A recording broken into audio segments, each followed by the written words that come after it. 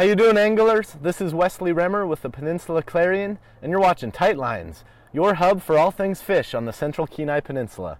Well, we waited a long time for this, but a big weekend of fishing is finally upon us. Water conditions are improving, catch rates are climbing, and a few fisheries that were closed will open for the first time Saturday.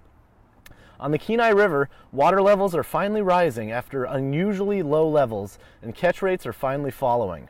Robert Bagich, biologist with the Department of Fish and Game, told me that 556 new kings swam through the sonar on Monday, bringing the season count to 3,237. With clear water, the result has been good fishing. Josh Hayes, owner of Alaska Trout Guides, said fishing for this time of year, mid to early June, is better than he can remember. He saw about 25 or 30 kings caught one morning between 6 and 9 a.m. on one day this week. Scott Miller of Trustworthy Hardware in Soldotna said anglers are finding success on the Kenai with quick fish lures and Brad's plugs. Miller talked to 3 guides on Tuesday, and all of them told him they caught their limits.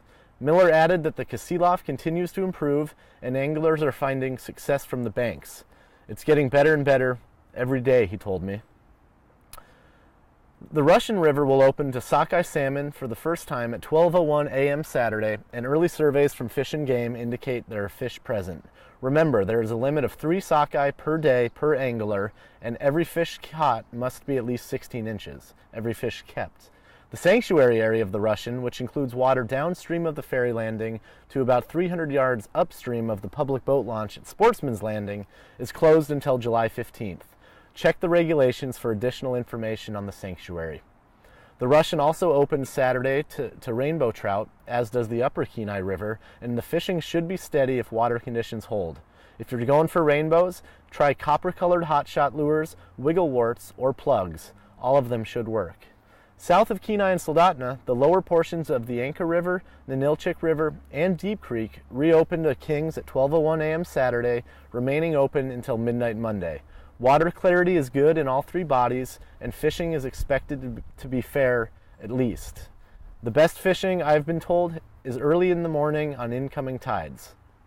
If that's not your thing, halibut fishing remains fair to good out of Homer, Anchor Point, and Deep Creek, and larger fish are beginning to arrive in all locations. Herring is the most popular bait, but octopus, squid, salmon heads, and jigs also have been working. If you're not into fishing, try clamming. There will be good clamming tides from June 12th through the 18th, with razor clams being found on sandy beaches between Kasilof and Homer on tides of -2 or lower.